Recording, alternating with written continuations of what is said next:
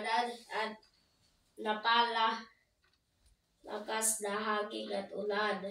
O ang maraming ay maaaring bumagsak at magkakaroon ng matinding pinsala sa mga pananim. Maaaring mapatid ang mga linya ng kuryente na magdudulot ng malawakang pagkawala ng elektrisidad.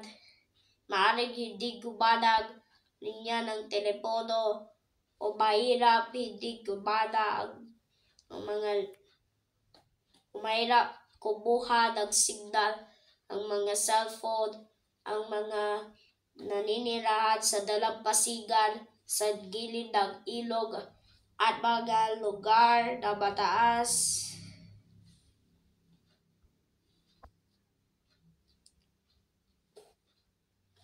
Lugar na makaranas ng pagbaha ay pinapayuhang lumikas sa mas mataas at ligtas na lugar. Sarado ang mga paaralan at pamilihan. Pinapayuhang ang lahat na manatili sa loob ng matatag na mga tirahan o gusali. Babala ng bagyo bilang 4. Ang babala ng bagyo bilang 4 ay hindi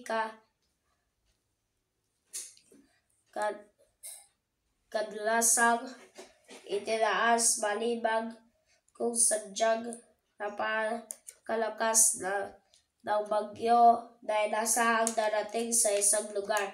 Ang mga lugar na nasa ilalim ng babalang ito ay raranas ng napakalakas na hangin at ulan. Maraming tirahan at gusali ang mapipinsala, ang mga poste ng kuryente ay maaaring bumagsak at ang halos buong lugar ay magkaranas ng pagbaha. Ang mga tao ay pinapayuhang lumikas sa isang ligtas na lugar sa lalong madaling panahon. Ang malalakas na bagyo ay maaaring magdulot ng daluyong na nagaganap kapag tumama ang dalampasigan, ang malaking alon mula sa dagat. Ang daluyong ay dulot ng malakas ng hangin ng bagyo.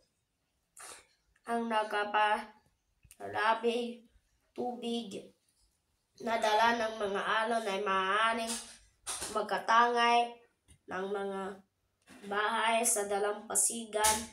May posibilidad rin na tumaas ang tubig ng higit ilang daan metro mula sa dalampasigan. Ang pagbahang dulot ng malakas na ulan ay maaaring umabot ng kung ilang metro. Maaaring gumuho ang lupa sa mga lugar na malapit sa bubundukan. Matatabunan nito ang mga daanan at matatangay ang mga bahay na nakatayo sa gilid ng mga bundok. Tulog ka muna, no? Lindol. Ang lindol ay isang natural na kalamidad na naapekto sa ating mga pamayanan. Ang lindol ay tumutukoy sa biglaang paggalaw ng lupa dahil sa paggalaw ng malaking bitag sa ibabaw ng daigdig. Nagaganap ang mga lindol malapit sa bitag na mas matindi ang paggalaw. Mahirap paghandaan ang lindol dahil maaari itong maganap sa kahit anong oras nang walang kaukulang babala. Ang Philippine Institute of Volcanology and Seismology of PHIVOLCS, ang ahensya ng pamamahalang na nag-aaral sa paglindol at mga epekto nito sa kapaligiran at ang mga pamayanan. Ang pinsalang dulot ng lindol ay nilalarawan ayon sa intensidad na itinatakda batay sa PHIVOLCS Earthquake Intensity Scale or PEIS. Ang sumusunod ay ang iba't pang intensidad ng lindol at ang epekto nito sa mga tao at kapaligiran. Intensity 1. Hindi halos daramdaman. Hindi daramdaman ang karamihan ng paggalaw ng lupa maliban na lamang ang ng mga sensitibong kagamitan. Intensity 2. Bahagyang naramdaman. Naramdaman ng mga tao nakaupo, nakahiga sa loob ng bahay o gusali ang paggalaw ng lupa. Bahagyang gumalaw ang mga bagay na nakabitin. Makikitang gumalaw ang tubig sa mga lagayan.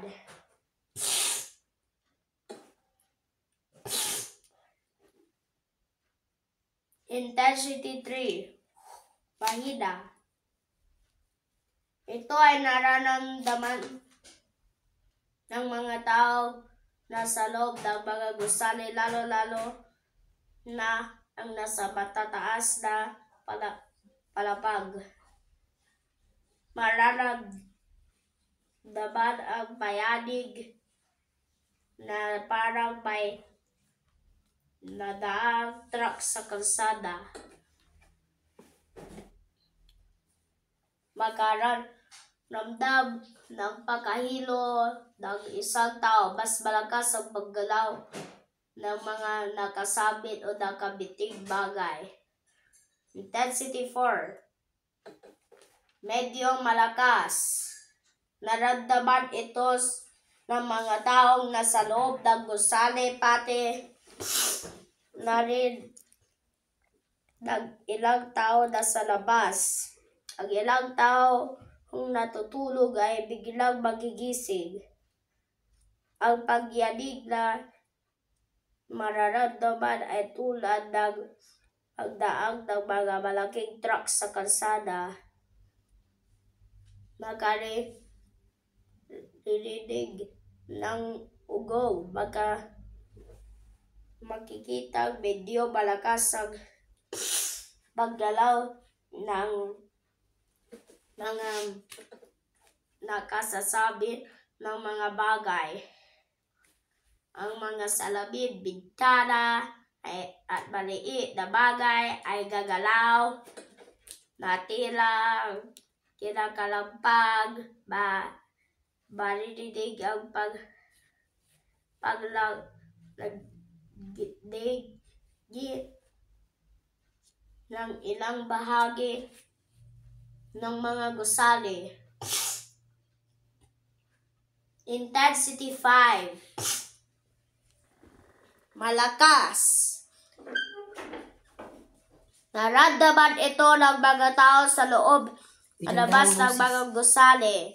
Ang mga taong natutulog ay magigising dahil sa malakas na pagyanig. Ang mga nakasabit na bagay ay gagalaw ng ubod ng lakas. Ang maliliit na bagay ay maaaring matumba o bumagsak. Ang mga sasakyan hindi gumagalaw ay mayayanig. Ano yung napakalakas? Intensity 6. Oh my God. Ang mabibigat na bagay ay maaaring gumalaw. mayanig ang mga puno, lilitaw ang ilang bitak sa mga pader. Ang mga luma at mahihinang gusali ay makaranas ng bahagyang pinsala, babagsak kag palalaki bato sa mga bundok kuburol. Intensity 7. Nakapipinsala. Ang mga tao ay mahihirapang tumayo, buga ng pagyanig dahil sa lindol. Kapag intensity 6, paano? Nakapalakas. Intensity 7, nakapipinsala. Mapipinsala ang mga luma at mahihinang gusali. Ang matatag na gusali ay makaranas ng kaunting pinsala. Magkakaroon ng mga bitak sa mga kalsada.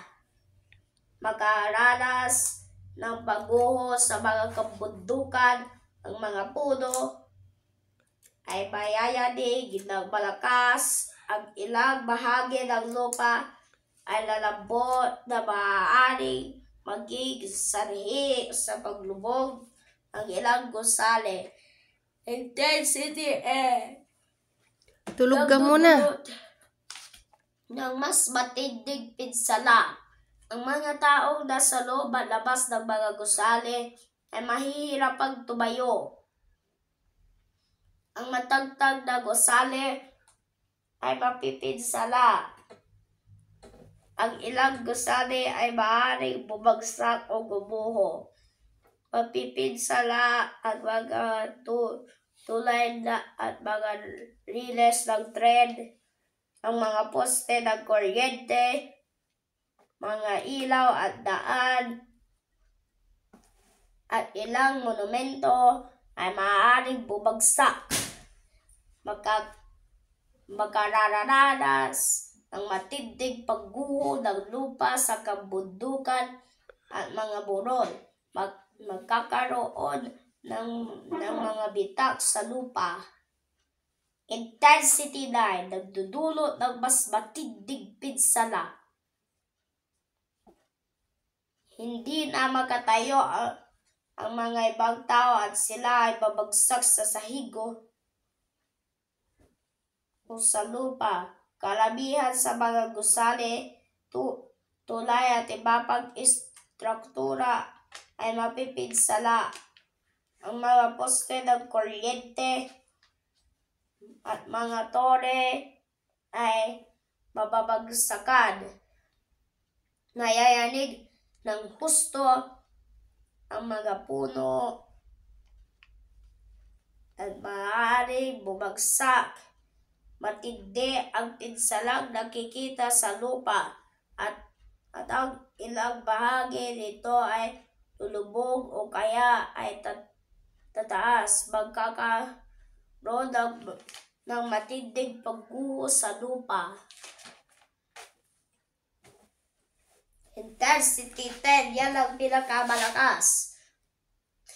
Lubos na nakapipinsala. Ang lahat ng mga gusali, kalsada, ng mga tulay, at mga istruktura ay guguho. Matinding pagguguho at paggalaw ng lupa ang mga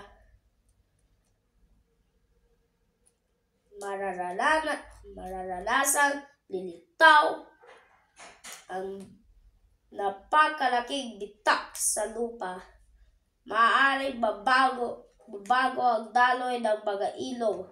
Maraming puno ang mababagsakan.